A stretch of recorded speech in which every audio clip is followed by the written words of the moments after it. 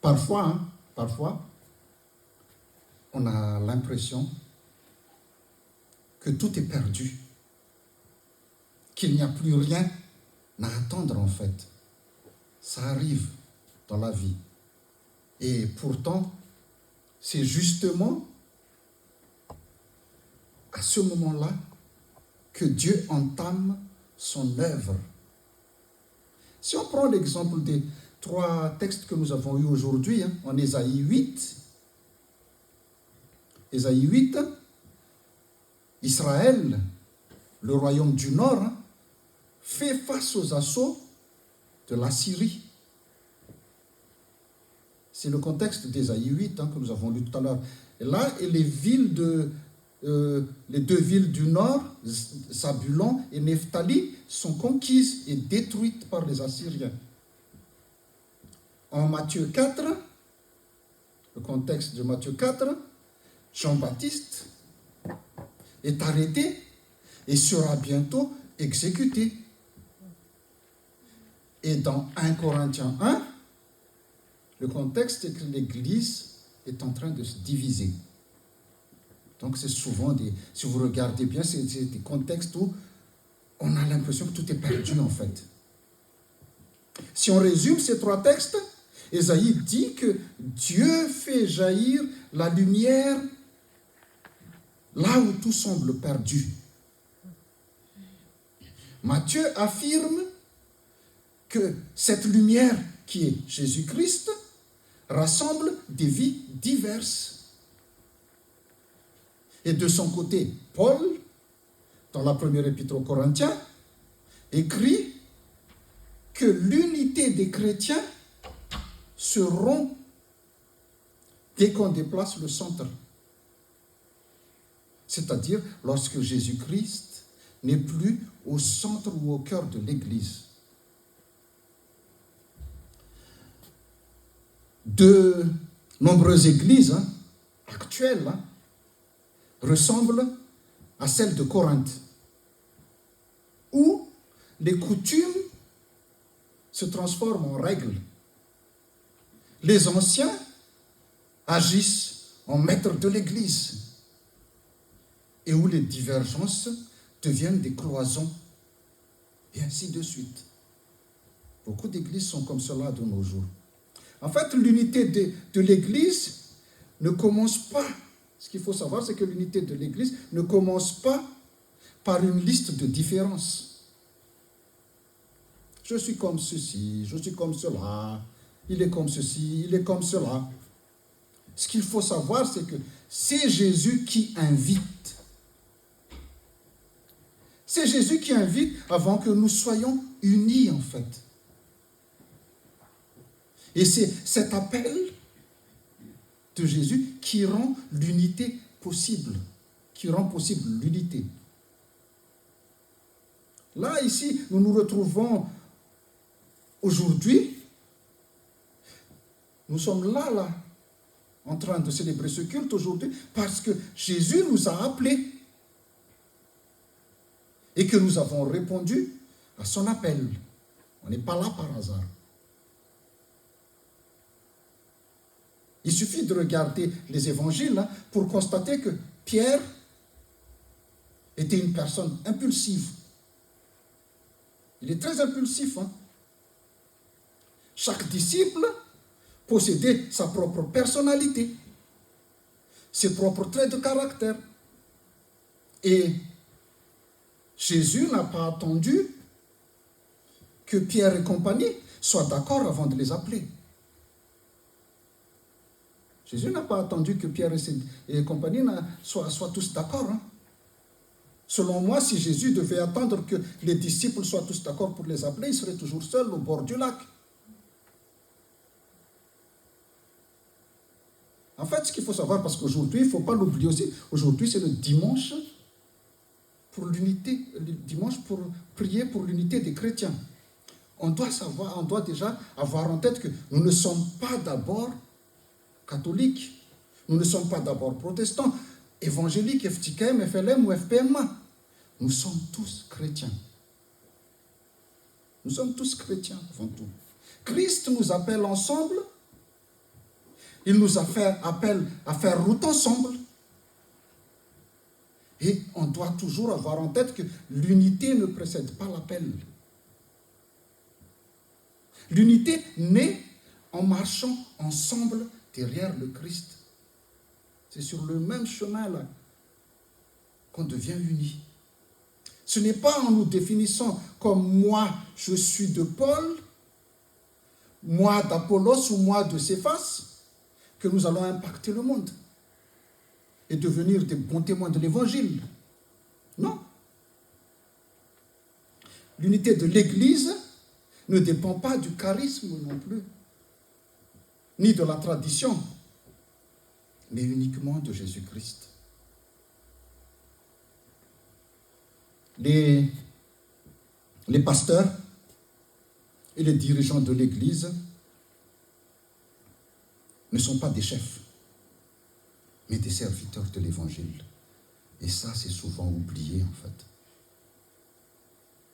Si nous oublions cela, nous perdons notre raison d'être, en fait.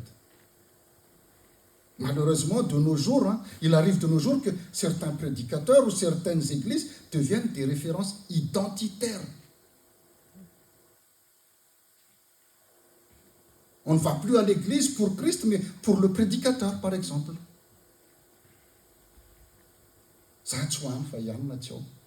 Moi, je n'irai pas parce que le pasteur n'est pas là. Moi, je n'irai pas parce que c'est telle personne qui prêche.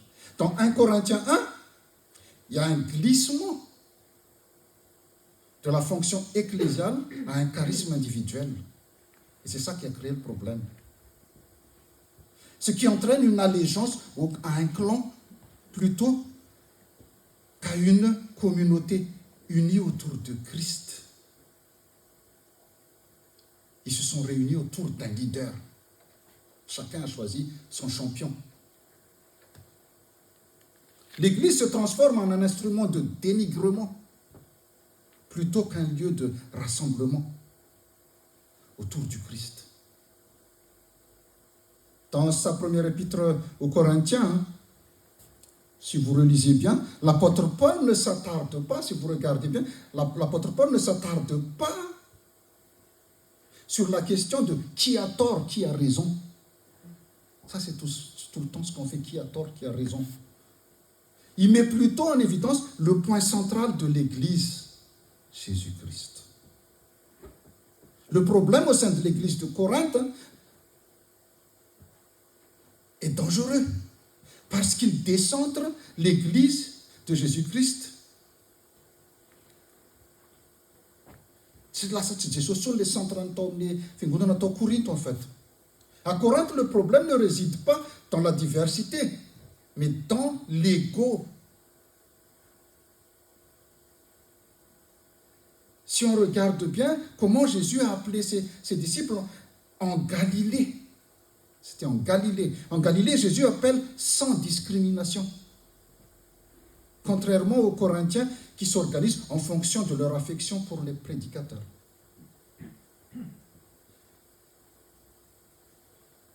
Ce qu'il faut savoir, c'est que si Paul ne demande pas que tout le monde pense de la même manière. Il demande seulement que le point central soit identique, c'est-à-dire Jésus-Christ. En fait, en réalité, quand l'Église commence à se définir par ses différences, elle en oublie sa fondation. Le cœur de l'Église, c'est la croix. Ce n'est ni un leader, ni une tradition, ni une vision du monde, non. Si notre Église tient debout aujourd'hui, ce n'est pas parce que nous sommes tous d'accord sur tout, mais parce que Jésus-Christ nous tient ensemble. C'est Jésus qui nous tient ensemble, malgré le chemin et les difficultés qu'on a connues, on est toujours là parce que Jésus-Christ nous tient ensemble. En Matthieu 4, lorsque Jésus appelle ses premiers disciples, quand Jésus a appelé ses disciples, il ne mentionne pas de tradition. Il ne mentionne pas de fonction ou de programme. Il leur dit, suivez-moi. C'est tout ce qu'il a dit. Suivez-moi. Pierre, Jacques et Jean ont abandonné les filets, la barque et leur père. Ça veut dire quoi? Ces gestes ne sont pas insignifiants. Hein. En fait, Pierre, Jacques et Jean ont renoncé à ce qui les alimente, à leur identité sociale, à leur sentiment de sécurité pour suivre Jésus. Comme certains chrétiens d'aujourd'hui, ceux de Corinthe n'ont pas abandonné leur attache, leur prestige, leur statut social. Ils les ont emmenés à l'église. Leur dévouement envers un leader ou leur tendance à se comparer, ils les ont emmenés à l'église. Malheureusement, il est courant de nos jours, il est très courant, de choisir une église en fonction de son appartenance. De suivre un prédicateur en raison de son charisme ou de ses propos aussi souvent conformes à ce que nous voulons entendre parce que le prédicateur dit ce que toi tu veux entendre. Et de construire des communautés sur la base des affinités aussi. Ce n'est plus sur la base de Jésus-Christ. Frères et sœurs, la question qui se pose à nous tous aujourd'hui est: qu'est-ce qui nous rassemble vraiment? Nous, par exemple, ici à l'AFP Mahamia, qu'est-ce qui nous rassemble vraiment? L'appel du Christ ou autre chose? L'Église n'est pas un lieu de compétition. Hein. Nos leaders n'ont pas été crucifiés pour nous. Hein. Et nous n'avons pas été baptisés en leur nom aussi. Nos leaders n'ont pas été crucifiés pour nous. Moi, je pense que je vais m'enfuir. Hein. Mais bon, je rigole. Je ne sais pas. C'est en Galilée, plutôt qu'à Jérusalem, que Jésus a choisi d'appeler ses premiers disciples. Pourquoi? En fait, cette région, Galilée, était connue pour sa diversité culturelle et ethnique. C'est même précisé Capharnaüm. Alors, c'est bien ce que ça veut dire Capharnaüm, c'est le bazar. Ça vient de là. Parce que Galilée, en fait, c'est une ville portuaire, en fait. Il y a du bruit partout. Ce qui reflète, cet appel en Galilée, reflète l'esprit d'ouverture et d'inclusion qui caractérise l'Église. On ne fait pas le tri, on appelle tout le monde. Jésus n'a pas fait le tri, il appelle tout le monde. En effet, contrairement à une communauté fermée et homogène, l'Église est un lieu de rencontre et d'échange entre des individus aux arrière-plans variés, en fait. C'est ça l'Église. L'Église naît dans la diversité, mais elle ne tient que si le centre reste le Christ. Quand la croix n'est plus le centre de gravité, la diversité devient rivalité. Les différences deviennent frontières. Les appartenances deviennent identité ultime. Frères et sœurs, l'Église est une diversité tenue ensemble par un même appel. L'Église est une diversité tenue ensemble par un même appel. Elle ne tient pas parce que nous sommes semblables, mais parce que le Christ nous appelle ensemble. Et en plus, si nous sommes tous semblables et pensons tous pareil, ce ne serait pas amusant non plus. les réunions des comités et du bureau, par exemple, va durer que 2 minutes, 3 minutes. C'est pas marrant. Les réunions du comité ou du bureau se tiendraient trop rapidement. Frères et sœurs, à Corinthe comme aujourd'hui, on aime choisir son camp. Ça, c'est humain. Les humains aiment bien choisir son camp.